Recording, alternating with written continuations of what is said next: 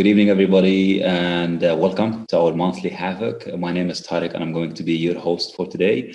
With me is a very good friend of mine, Ihab. We've been friends since school days, actually, many years ago. And Ihab is, I don't usually flatter him, but I'm going to do it today. He's one of the people that I believe he is truly self-taught, and I don't take this word lightly. A lot of people claim they are self-taught. But they got a lot of training, a lot of help and whatnot. Ihab is one of these people that I know for over a decade now, and I know how hard his work to improve his skills and get where he's at. He's got over 14 years of experience. The last number of years he's been spending working with some of the biggest names in the world, building SOCs, doing SOC gap analysis and whatnot. He worked with companies like Dell, SecureWorks, HP, and whatnot. And he's going, I'll leave the introduction for him, but I am really excited to have him today because he's going to be talking to us about what it really takes to become a exceptional or excel at SOC analysis, which is a job that is very highly in demand. So welcome, Ihab. Thank you for joining us. We will be, thanks, man, for joining us. For everybody's benefit, we will be recording this session. And if you have any questions during the session, please make sure you ask them in the chat. We'll take a quick break midway, and we'll ask you questions, and then Ihab will be answering the rest of the questions towards the end. All right, so I'll hand over to Ihab. The floor is yours, man. Thank you, Tariq. Hi, everybody. Good evening. I will try to start my video in the hopes that it will work. I hope you guys can see me. So I'm not going to spend too much time on a biography of myself and what I've accomplished and where I've been, but I will begin with a disclaimer for legal purpose. The views in this presentation do not necessarily reflect the opinion of my current or previous employers and clients. This is only for legal purposes. It's based on my career experience and my personal experiences and industry best practices as well. So without lingering much on the biography, I'm 37 years old. My name is Ihab. I'm a good friend of Tariq. We've been into cybersecurity since quite an early age. It was a passion of ours. We went different paths. He's the red teamer, I'm the blue teamer, and it just happened by chance. So I finished my education as a master's degree in telecom management with a focus on InfoSec. I've been recognized from various government and private sector entities. My experience journey started as a SOC analyst for a large ISP. Back in the day, they referred to us as NOC analysts, but in practice, we were actually doing security and network operations, handling firewalls, looking at the logs, doing the manual analysis and correlation in an ad hoc fashion without SIM solutions. At least at the time, they were not available to us, although they were present, especially in the open source community. So I worked as a SOC team lead, SOC manager for several geographical locations, principal consultant with Hewlett Packard Enterprise and Micro Focus, and finally coming to managed security service success manager with Dell SecureWorks. I'm currently working as a full-time and independent trusted security advisor. I provide SOC maturity assessments and gap assessments, training, recruitment, use case workshops, threat modeling, framework development, and so on. I'm not going to read everything on the slide. This is not a presentation about myself, but just doing a brief introduction. Working in various geographical locations as well in different sectors.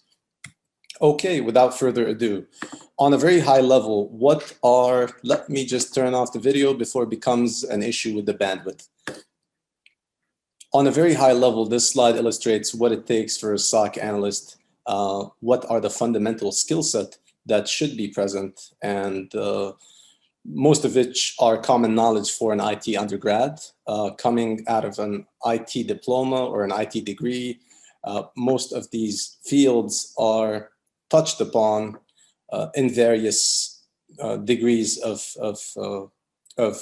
depth. So networking fundamentals, operating system fundamentals, information security principles, concepts, and models, the analytical skills of the analyst, written and verbal communication, and perhaps some tools are made known to the graduate or undergraduate in this case.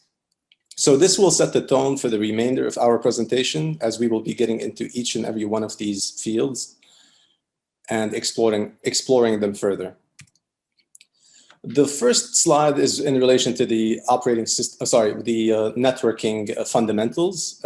As a skill set, we do expect an analyst to have an understanding of what the OSI 7-layer model and how it helps as a reference when contemplating how data is traversing a network, the various layers on a high level. We don't expect expertise, but rather a firm grasp of how that model helps in mentally visualizing and contextualizing the process as packets traverse the various layers, and the ability to understand how this model is mapped out to TCP/IP. And since we talk about the TCP/IP, it is also expected to have some grasp, some fundamental grasp of how the TCP/IP stack works. Although I don't like to refer to certifications, I do have my own opinion of certifications.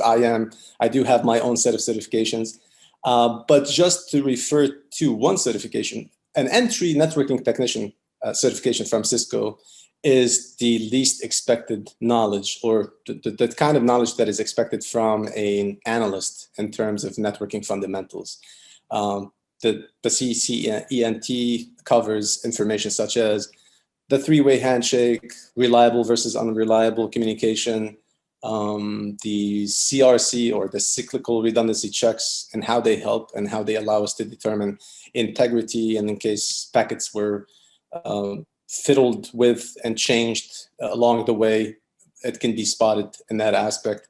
The RFC 1918 private address range, ability to recognize what 192.168 versus 192.178 is, one being a private while the other being a public.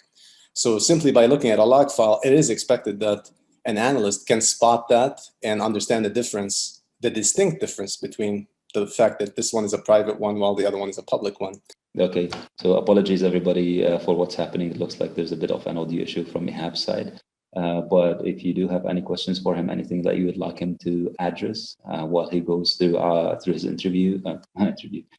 through his presentation, do let us know. Post it on the chat. I'll be collecting all the questions, and when Ihab gets back, we can throw all your questions at him. Let me check very quickly if he's back or not. So we have Ahmed saying he wants to demo an attack until Ihab gets back. Can you hear me okay, Tariq? Yes, loud and clear. So far, so good. Yes, looks good. All right, let me stop my video and we'll let you get back to it. All right. All right, man, take it away. Alrighty, let's try this one more time. Apologies again. I am not sure what's causing it. From a latency point of view, it seems perfectly fine. There must be some other factors coming into play here. All right, so as I was referring, we are interested in a candidate that has a CCENT equivalent level of networking knowledge, or an entry networking technician from Cisco, which really covers fundamental concepts such as three-way handshake process, reliable, unreliable communication, CRC checks for integrity purposes, TCP header and flags, and other information such as the RFC 1918 private address space. So they have an ability to recognize and distinguish the various ranges upon spotting them in a log or an event, if you will. So what is the difference between 192.168 versus 192.178?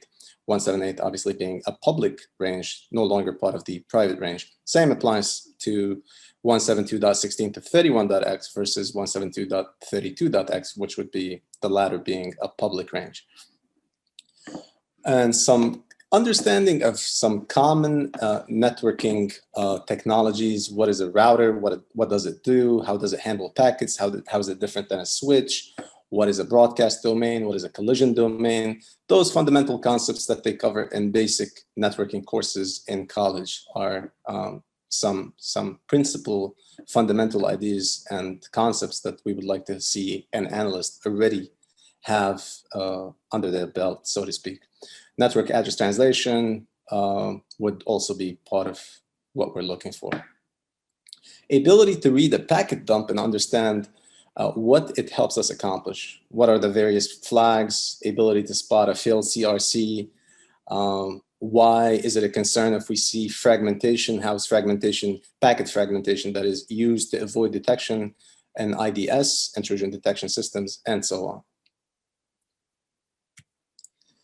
Moving on to the next slide in relation to operating system, I should pause here and ask, can everybody hear me okay? Loud and clear from my side, yes. Excellent. And everybody's replying on the chat, yes, and clear and okay, and all. Excellent. Thank you. So the second skill set that we would be interested in having in a SOC analyst is some operating system fundamentals.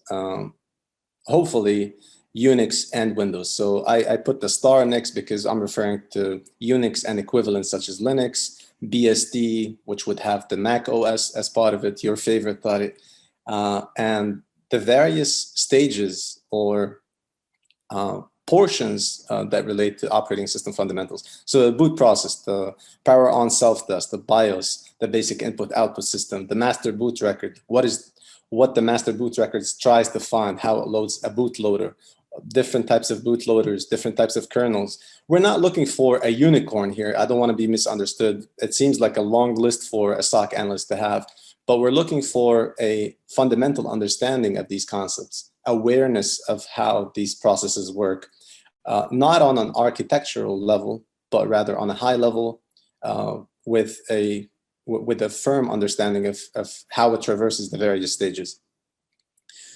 How does it help to know this information?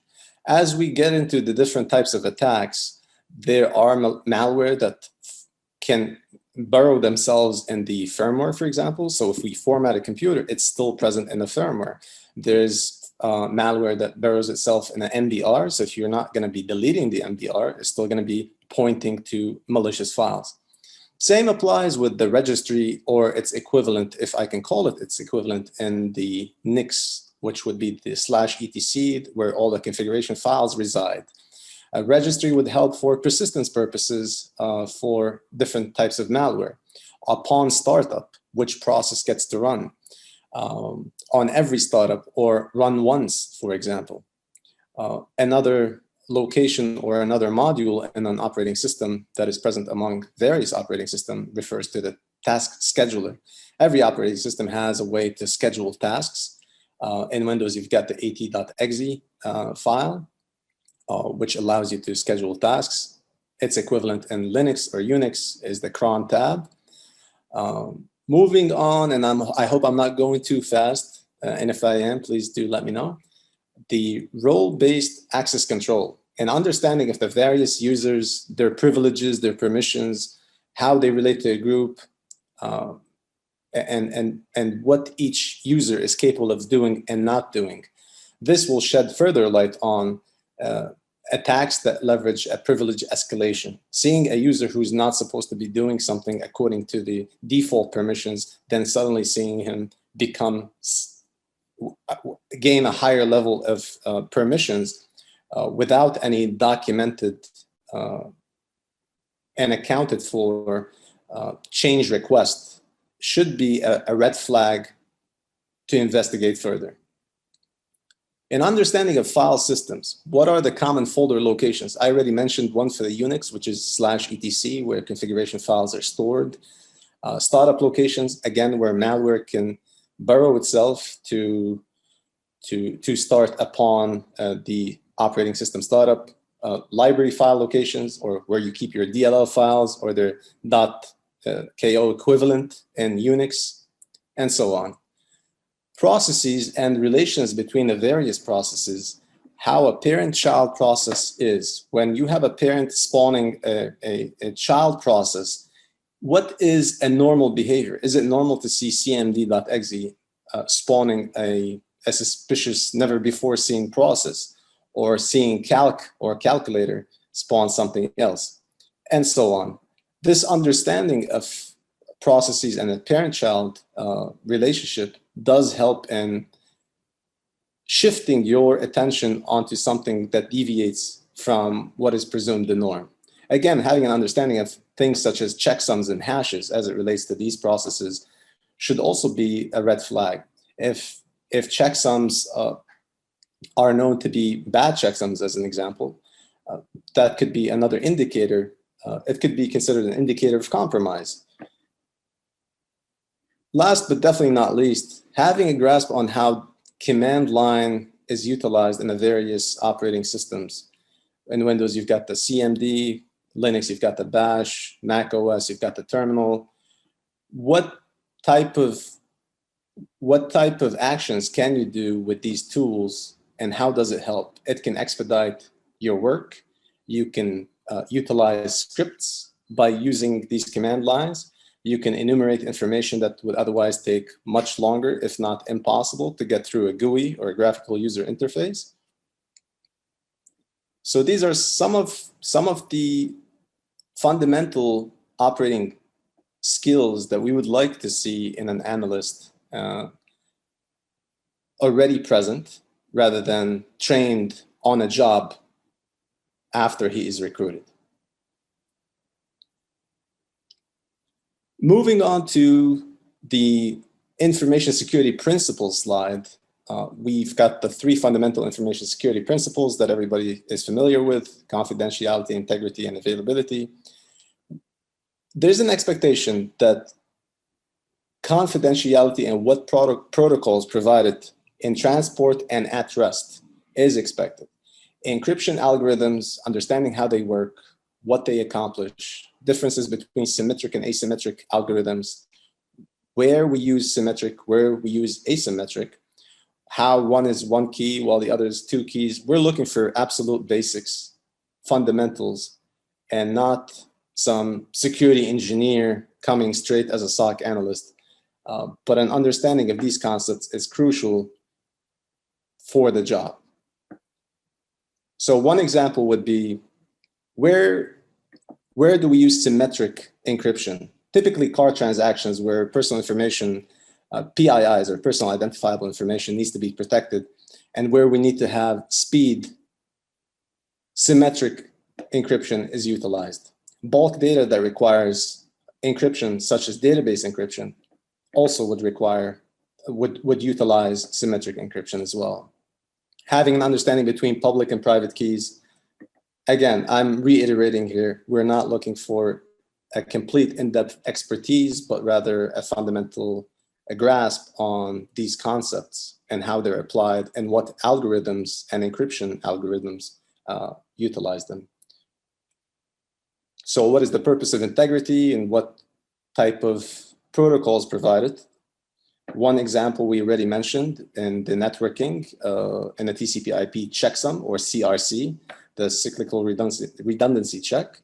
It ensures the integrity of a packet as it traverses the network. Any changes to the packet would negate or change the checksum, which would be a red flag that something had occurred. It could simply be an error in the network that caused it, or it could be an actual manipulation of the packet along the way.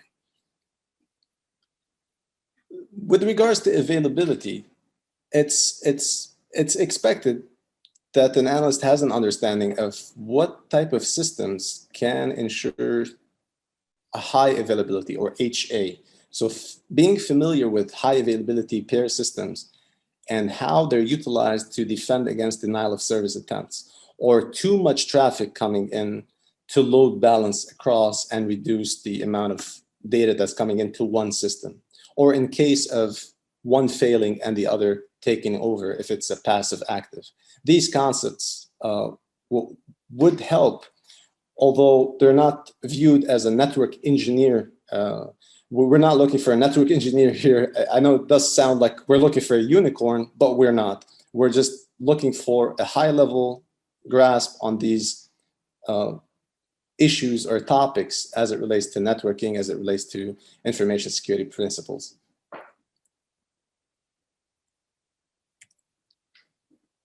Coming on to common attacks, techniques, and models. So being familiar with the various attack kill chains and what is done at each does help frame it in the defender's mind or the analyst's mind.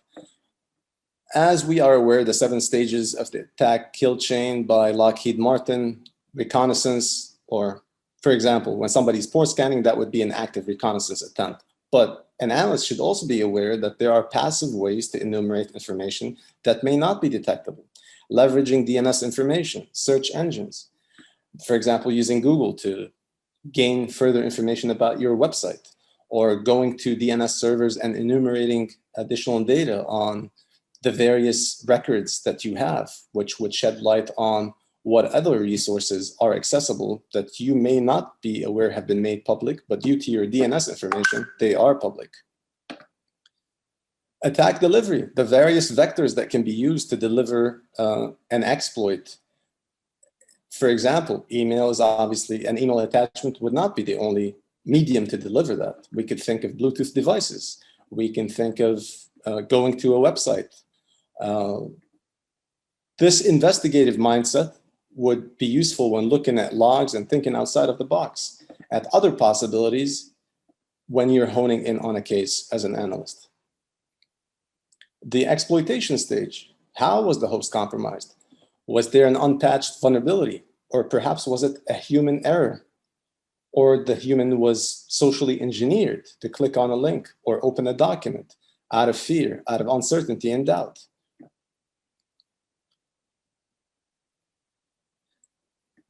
Privilege escalation, or the ability to understand that a particular user does not have administrative privileges. So if an administrative level access occurred inexplicably, it is certainly something to hone in and do a focused monitoring on and prioritize accordingly. Was there a planned change? Did this allow for an unexpected circumstance that requires immediate response?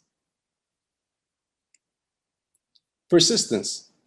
The analyst understanding of how the malware can linger on a system and burrow itself with startup folders, as we mentioned on the operating system slide, using startup folders, first runs, or registry, and other locations would be essential to understanding how this is possible.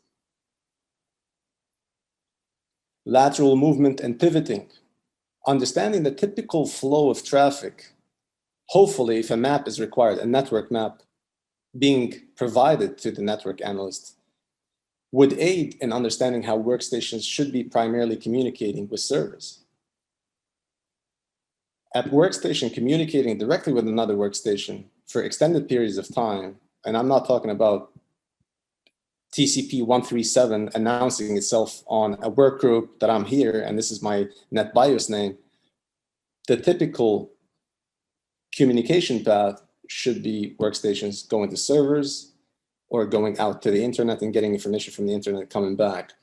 There are some things that should cause red flags to go off as the analyst is looking at events on a network, and this would be one of them. Potential that a workstation malware or bad actor is pivoting to another or to another system that they should not have access to.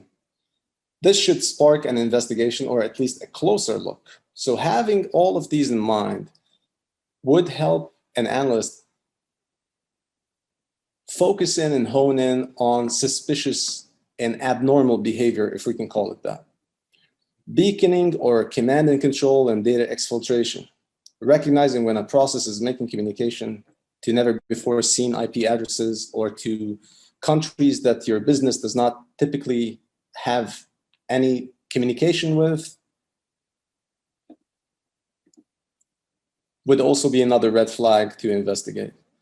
To that end, being familiar with models that have evolved over time, such as MITRE, which is a living document that continues to be nurtured and improved with community efforts, and kill chains and diamond model, pyramid of pain, all relate to different models for different purposes that would help the investigator or the analyst see what the attacker may be doing, how he's thinking, what are some typical techniques and tactics that they're following, and where to look for these.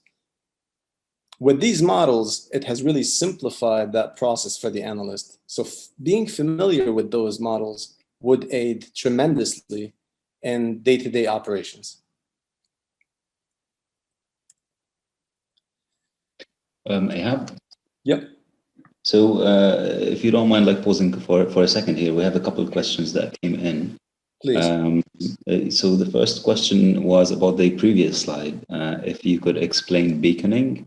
It wasn't clear for some of our audience.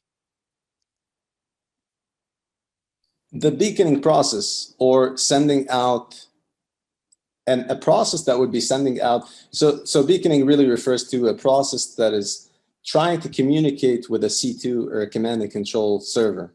So typically you've got a piece of malware that gets instructions from a server, and the beaconing is typically the first stage where it's announcing itself that I'm present, let's communicate. This beaconing is a typical IOC, or an indicator of compromise, that should turn the attention of the analyst. There's a process that is unknown or potentially known that has been compromised, which is attempting to communicate with a server that appears to be malicious, typically in a never before seen country, or maybe a seen country before. It could be communicating to Twitter and appear to be normal communication. But upon closer investigation, especially with a packet capture, we can gain further information about it. So it's the first stage. It can be summed up as the first stage of a process attempting to communicate with a C2 or a command and control server. Perfect. Thanks a lot, man. There's another question as well from either Ala or Ala. Apologies, because in English it's really difficult to guess which one it is. And the question is, I don't know if you want to answer this now or you'll be covering it later. For somebody who wants to start as an analyst, what kind of programming languages or scripting languages should they be learning, and if they should be learning any? I had an idea that this question would come about. Quite frankly, I can answer this now. I don't want to vouch for Python, but I do think that Python is by far a very strong language. It's interpreted rather than compiled, so it's easy to use, it's easy to learn. But quite frankly, anything that would help you automate and reduce the amount of time it takes to get a recurring and rudimentary task done is good enough. You're not a programmer at the end of the day. You're going to script something that will help you automate. So if you decide to do this in Bash, or you decide to do it in Python, it's really entirely up to you. But my personal preference, Python, Perl, Bash, I've used all of them, but Python seems to be my favorite. Sounds good. Thanks a lot, man. All right, we'll let you continue. And for our audience, if you have any questions, please keep them coming in. We'll take another stop towards the end, and we'll forward your questions to Ihab. Thank you, Tariq. So on this slide, what we're looking at is the analytical skill set that is required to be present in an analyst. Being able to classify events and quantify them correctly, to prioritize and triage. So if you see an event relating to a front desk PC being compromised versus a server being compromised, the logic should already be there where to prioritize accordingly. You're going to give the server a P1 or the highest priority versus downgrading the priority for the front desk. Not to say that it's not important to respond to it. Obviously it is, because nobody knows how the network is laid out. And that's why a network map does help, and hopefully it's been segmented the right way so that a front desk PC will not result in the server being accessible if there's no business justification for it. So prioritizing correctly, triaging, understanding when is the right time to escalate and to whom it should be escalated, what sort of information should be corresponded. But I'm getting ahead of myself. That relates to the communication aspect. Ability to focus on the minute details and ascertain what are events of interest. With the information, with the amount of information that we're seeing on networks, the amount of events that are coming in from the various endpoint servers and all the technologies that could be found in today's networks, it can be quite overwhelming. Having a strategy to hone in and focus on events of interest while ignoring those that are deemed to be norm, while keeping in mind that they have been determined to be norm without a shadow of a doubt, because we don't want to be ignoring something that we speculate is norm. So for example, what is focused monitoring? Increasing a time frame on a particular host as you investigate a specific event or set of events.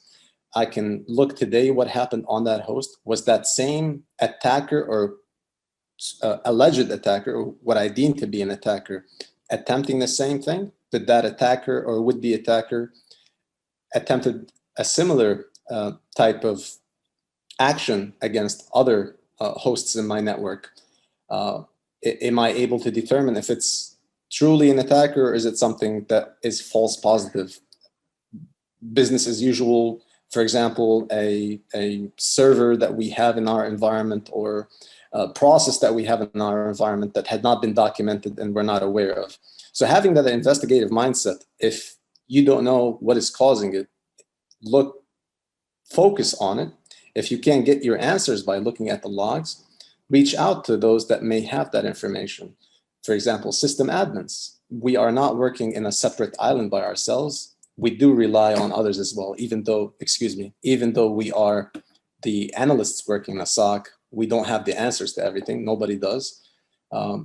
So as part of focused monitoring, this kind of investigative mindset is expected and required for the job. Ability to gather further information from various sources and fuse them together is really what is being meant by information fusing. Being able to check threat feeds, intelligence threat feeds, reputational websites, freely available online, while keeping in mind that sometimes I've seen it before in various environments. Some analysts would upload a piece of malware, or what they deem may contain a piece of malware, which happens to be a company document containing personal information, and that document would end up being freely available to the public, or publicly available, if you will. VirusTotal comes to mind. I told myself I would not mention any websites, but this talk cannot happen without mentioning some examples. VirusTotal, you can easily put in a checksum rather than upload the file, and based on the checksum, if it's seen before and known to be a bad checksum relating to a malicious file, it would be flagged accordingly. So just some basic concepts to keep in mind as a SOC analyst doing his investigation. Enrichment and contextualizing. So the enrichment comes about as you fuse further information from various sources publicly available, but not to forget the internally available sources such as CMDB or servers that provide information about what the host is, where it's placed in the network, and further information such as the latest vulnerabilities based on a vulnerability assessment data that was done on this machine. Is it susceptible to an event that we saw coming in where an attacker was attempting to exploit a specific vulnerability? So this context and this enrichment of data would further help ascertain the impact or the priority that should be placed on handling specific events, and whether to deem them as actual incidents or not. Meaning, in case that host was not actually susceptible to that vulnerability and an attacker was trying something, the attacker was probably praying and spraying, as we say, in the hopes of finding something that is vulnerable. Does it mean we should dismiss it? No, but priority-wise, the response should be equivalent to what the impact was for that particular event. Having an ability to determine patterns of an attacker is another aspect or quality or characteristic that we're looking for. That investigative mindset where the analyst can determine typical communication pathways internally, workstations accessing servers, and typical communication lasting for an X period of time. By having these patterns, these baselines over time, and utilizing systems such as user behavior analytics and deviations from normal business behavior. For example, DNS activity being one particular example where too frequent DNS queries with large amounts of data that extend beyond the norm of how DNS is supposed to work. One particular host, I'm not saying DNS for your whole environment, I'm saying one particular host reaching out to a server continuously for prolonged periods of time with massive amounts of data traversing could, for example, be an indicator of an exfiltration attempt that is trying to avoid detection by appearing as normal DNS. So this type of honing in and investigative mindset as it relates to how protocols are supposed to work would only come about with a fundamental understanding of how these protocols were designed to work. DNS was not designed to carry data such as portions of a file. And we see that now as bad actors try to evade detection by including that information, such as parts of a file and various DNS requests.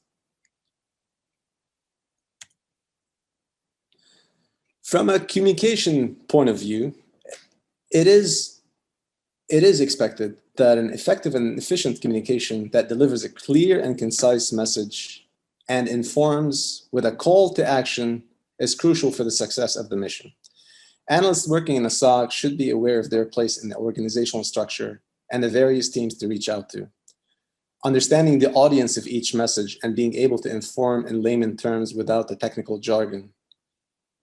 Because not all your audience is going to be technically versed. When you're communicating to HR, you don't want to describe how a piece of malware works, but you do want to describe what the impact on a business is, how it was a violation of policy, and so on. So this understanding of our place in the environment and who our audience is as we communicate to various business units in the company is something that would be helpful for the job and would make us more successful in actually calling these individuals to action.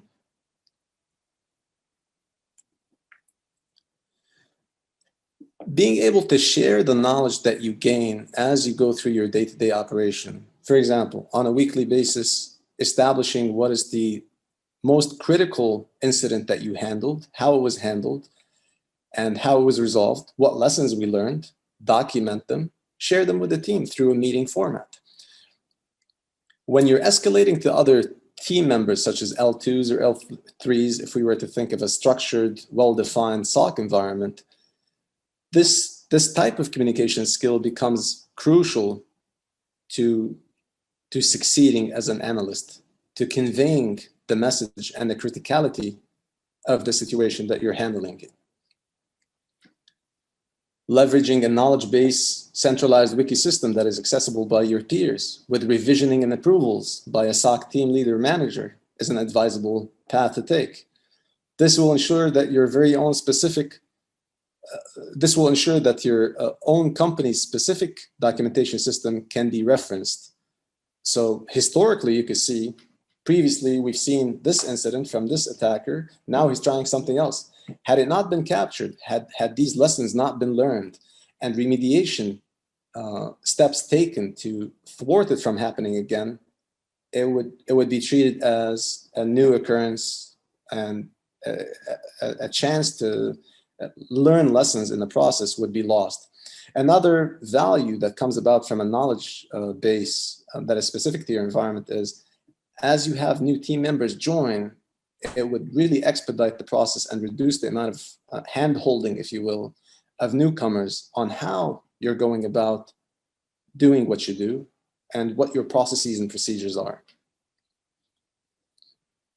Another area where your communication skills will be helpful is for reporting purposes, for your SOC team lead, for your SOC manager, in a jargon-free format, while capturing the essence of the situation at hand and what impact it has on the business. And that part, what impact it has on the business, is a critical part.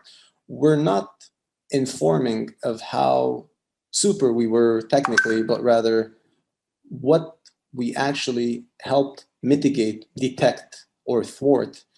And had it not been done in that fashion,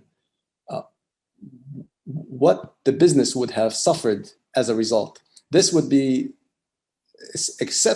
especially helpful for a SOC manager when he's trying to justify for upper management the value and the return on investment that the SOC is bringing to the business. This goes without saying, the clear verbal communication skills would obviously help during meetings. So as part of a team, it would be expected to have day-to-day communication with your peers, weekly stand-up meetings, where it's critical to convey meaning of your message while providing supporting evidence, elaborating on impact, and so on. Any questions? We do have one question, actually, an interesting one from Ilham. And she's saying that she's seen legitimate IPs and URLs detected by VirusTotal as malicious. So even though they were legit, they were flagged as malicious. Absolutely. How would you approach validating VirusTotal? Would you rely on it? Would you rely on other resources? Like, how would you approach it? That's an excellent question. So a lot of information that's available freely could also be outdated information. The reason for this happening is at some point that IP may have been associated with a bad actor, or it was actually flagged as bad because it was bad at some point in time. Now, not everything is up to date. What I typically do is check multiple resources, and if I happen to be a client of, let's say, Cisco, I would definitely reach out to the vendor and ask the vendor, why is your control showing me that this IP is malicious when another resource is not? I've seen it in various examples before, where it just so happens that they were delayed in removing an IP. I'm not speaking about any specific vendor here. I just mentioned Cisco as an example, but it could be VirusTotal or it could be others. This information could be outdated. So I would reach out to the source of this information and ask for why it shows it as such while other resources don't. Does that answer your question? It sounds good. Thanks a lot, man. We have another question from Lewis, and I think you're covering this a little bit later. If not, feel free to address it now. He's asking the best way to evaluate a potential SOC analyst. So I'm guessing if you are on the recruiting side or you're the hiring manager, what would you do to evaluate a potential SOC analyst? That's actually a wonderful question. And I do have some common questions that we asked during SOC analyst interviews. By far, what I've seen, the best way to shed light on the various categories that I've discussed across this presentation. So from a networking, from a security, from a communication skill set, creating scenarios, effectively creating a scenario that makes it appear like a tabletop exercise, if you will, but not exactly a tabletop exercise. I would give them access to a SIM and just ask them, show me what you would do on a typical day. That SIM would have some events populated in it, but I'm getting ahead of myself. We will get to that scenario that I have listed on 2 slides ahead of where we are right now. But that's an excellent question. Cool. We have a couple of other questions. I think we'll hold them off for the end. So I'll let you carry, and you have some more time, let us know. I'll forward you these questions. All right? Sure thing. Thank you, Tariq. So the tools, coming to the tools section or portion of this presentation, we do expect that the analyst have some sort of understanding of what a SIM does. And I speak completely technology agnostic. SIMs on a fundamental level function in a similar fashion. They're ingesting logs. So an understanding of what the log sources are doing, how they're being pulled or pushed into a log collector, how the events are being parsed, normalized, and aggregated. What does a rule engine, and I'm using terms that would have different names by different vendors, and I'm using those terms on purpose. One would call them an inspector, another would call them something else. So what would a rule engine do after these logs have been parsed and normalized? Different logs have different formats. There's an industry standard for normalizing logs. Once they're ingested into an engine, a rule engine, certain actions will be taken according to a content developer. these actions can be tuned. Having an understanding, a very high understanding on this level, would allow the analyst to initiate conversation and requests as they start to see issues come about and require modifications. And having an understanding of where the issue may be with a log is also helpful for the job. The ability to look at a raw log format and understand whether it has been normalized correctly and parsed correctly by a SIM versus is the source device actually sending me not incorrect information or imprecise, but rather lacking the amount of data that I require to investigate further. Does it require further tuning on the source device, or is it a parsing issue by the SIM itself? So this level of understanding is helpful as they start to spot bizarre behavior, if you will, in the logs.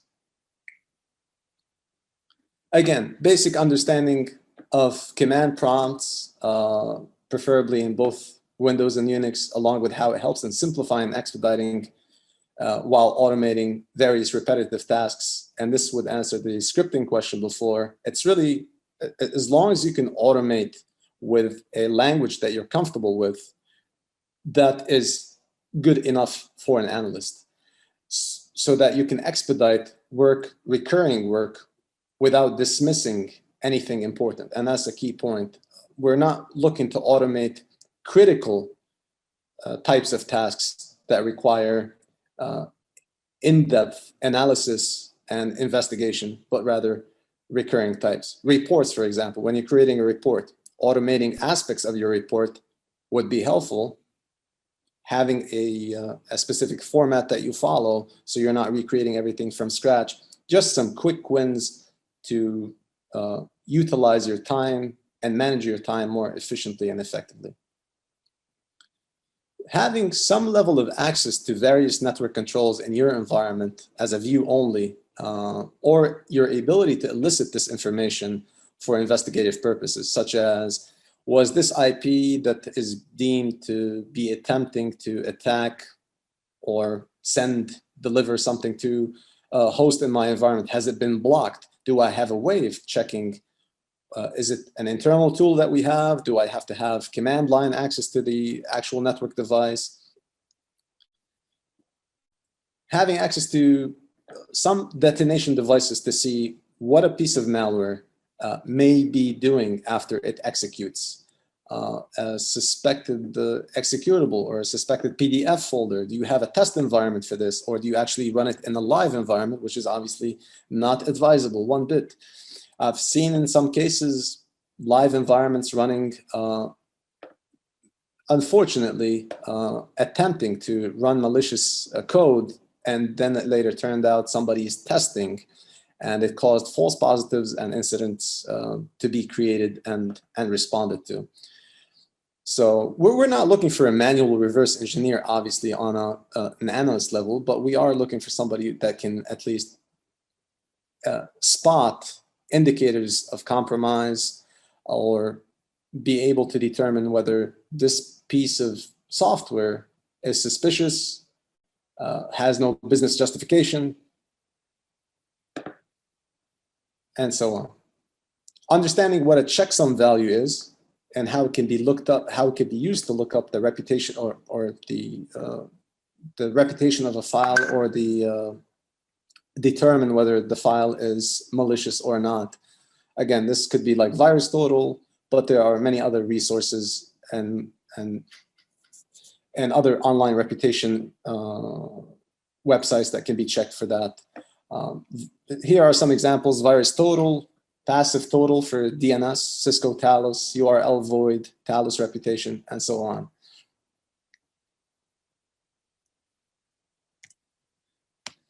Coming to the barriers to success as a SOC analyst. Without an upper management support and buy-in to the SOC mission, it would definitely complicate the life of a SOC analyst and would not be helpful in having access to resources and capabilities. It is quintessential. It's absolutely important to provide the analyst with an incentive to set a career path and retain your analyst. There should be room for growth. The decision makers need to be clear on what the mission and vision is, along with clearly defining roles and responsibilities in the environment. In some instances, you do find analysts that are wearing multiple hats. An analyst is expected to be the reverse engineer and also expected to manage the security devices such as firewalls and IDSs. Typically, you find this in smaller environments, but we're trying to confine our discussion here to a structured SOC with clear roles and responsibilities of what is industry recognized as an analyst role and responsibility.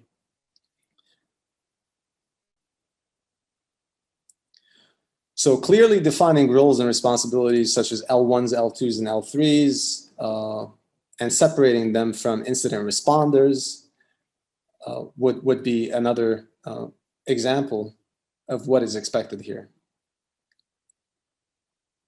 This discussion cannot be complete without mentioning continuous learning and development, staying current, staying up to date in our shifting domain where every day we seem to have new techniques and tactics coming along. Being able to recognize IOCs, security news resources that you check, knowledge sharing, and establishing a career path, as we previously mentioned, is critical for progression, giving incentive, and showing an L1 how a career has been established for them, how they can progress from an L1 to an L2 to something else depending on what they would like to transition into. So having these as documents and having the upper management buy-in, and that's the reason why I put them all under upper management support, is because it's really tied to upper management support and the value they see coming from SOC. Even though this talk is about the analyst, it would not be complete without mentioning the importance of the upper management being on board with the same mission and supporting it. Because without that support, there's only so much an analyst can actually do. If there's too much red tape and very minute access to tools due to stringent company policy, it can also be a factor in the SOC analyst's lack of success. Ihab, sorry to interrupt. We're coming up at 9 p.m., which is the sort of end of our time. And this brings me to the interview questions. Awesome. Yeah, because I guess this is the section that everybody's waiting for, basically the interview questions. Some interview questions. So one question that comes to mind that I actually had from a big vendor myself is to explain in detail what takes place from the moment a user types an address in the browser until the browser fully loads the website. And although at first glance this appears to be straightforward, what we're looking for is the more information that you can provide here, the more it sheds light on your fundamental knowledge of networking. And that's what's being expected here. So an answer would be, from the moment an ARP broadcast is sent on the broadcast domain until it's picked up by the default gateway, how the DNS determines what the website translates into, to which IP address. And even before the DNS, whether you've got a host file that may be overriding that. This minute details help, especially when you have pieces of malware that change your host file. So that's why this fundamental understanding is required on every stage of the way. How a website can have multiple IP addresses, why does it have multiple IP addresses? It works in a load balancing format, how the TCP three-way handshake occurs once you're communicating, as soon as you start communicating with the actual website. Another question that comes to mind, if your colleague is on the same network as yourself and is able to access the website, but you are not, what are some possible reasons? This could actually be, in the worst case scenario that we just mentioned with regards to your host file being modified as an example, if if the network is perfectly fine, while you're not able to access that website, it could be, this is one possibility, that perhaps your host file has been modified, and due to the priority that your operating system or the sequence that your operating system goes through, it's going to check your hosts before it pings the DNS server, or checks with the DNS server rather. So that's another question. Provide normal samples of file with one being modified. Ask the candidate to determine which may be suspicious. So the last thing we want to see here is somebody actually uploading the file to a public website. As I mentioned previously in the presentation, the file could contain personal identifiable information or company-related information. You would, first of all, you also want to investigate it in a test environment. If you're going to upload it, you should copy and paste the checksum, as we mentioned. Those are the type of answers that we're looking for. Explain in as much detail how a SIM works, which we also covered in our previous slides. What are some common tasks that are expected of a SOC analyst on a daily basis, and how do you go about doing them? This will shed light on what the analyst actually does when he's looking with eyes on the screen as these events, these overwhelming amounts of events are coming in. How is he triaging? How is he categorizing? How is he prioritizing his work? And we would like to see the stages that the analyst is going through with regards to their response and their approach in that sense. Asking your candidate to list some common resources that they utilize to stay current and up to date with the cybersecurity news also would shed some light on how familiar they are and with various resources and to that end. Now, the last one actually hopefully would answer the question that was raised earlier in the presentation. Sorry, by someone whose name I was not able to capture. So creating a SIM test environment, injecting large amounts of events, creating this scenario while keeping a few events that are of interest, meaning perhaps deviating from the rest. Some questions that you could tie to this scenario would be, was the candidate able to spot these deviations? Did he have a closer look? Or are they entirely dependent on the technology to flag something as suspicious? Was there a specific process that was followed to wade through the noise and focus on the events? How much time did it take? And the reason why you want to keep that in mind is if your company follows SLAs, OLAs, that would become important. And of course, for response time to a potential actual incident, you don't want it to be responded to after too many hours or a few days later. We're not talking response as in remediation response. We're speaking about the analyst. So it should be a timely manner, something reasonable, 15 to 30 minutes. Was their response sufficient? Is it efficient and timely? Was it prioritized correctly? Are they considering other technologies that you may have provided them access with to help block suspicious IPs? Did they consider communicating this request by email or another medium, picking up the phone, calling someone that may have access to block IPs that have been identified as attempting to do something bad? Are they documenting their findings after this whole scenario is said and done? So by creating such scenarios, it really sheds light on multiple aspects. Obviously, again, we're not looking for a unicorn, but we are looking for somebody who has fundamental understanding of key concepts in networking, information security, how a SIM works on a high level.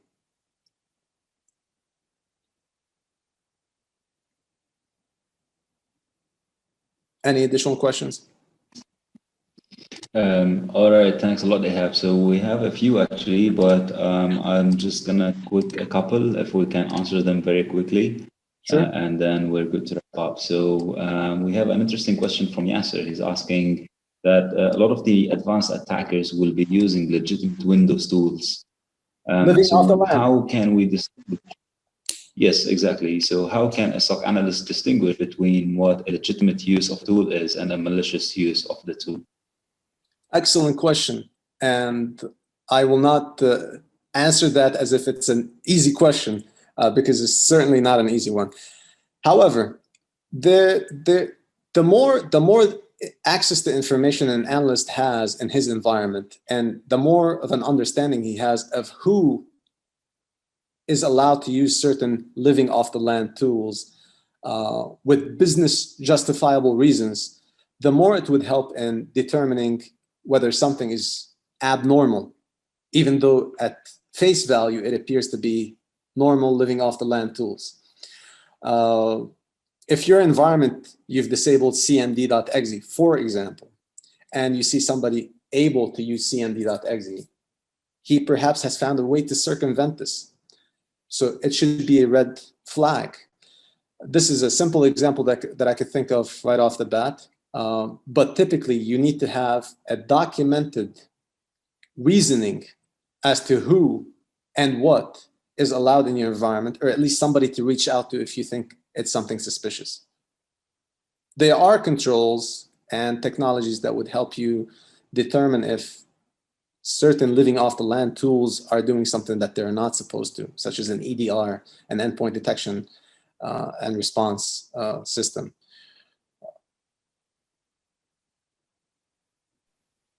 Thanks a lot, man.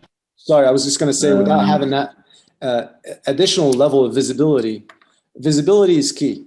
An analyst is not expected to be a magician, but technology is also not the answer to everything.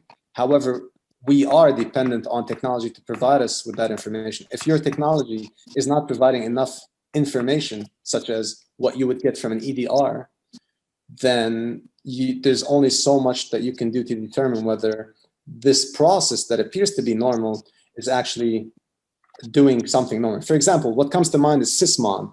Without having sysmon, I can't see what that process is doing. For example, the command arguments, I cannot see those in the logs unless I have sysmon installed on the endpoint. So there are limitations to what you can do as an analyst. And if that information is not present, it should be documented and flagged immediately to your management that we need to have this, and it's affecting our ability to investigate in 1, 2, 3.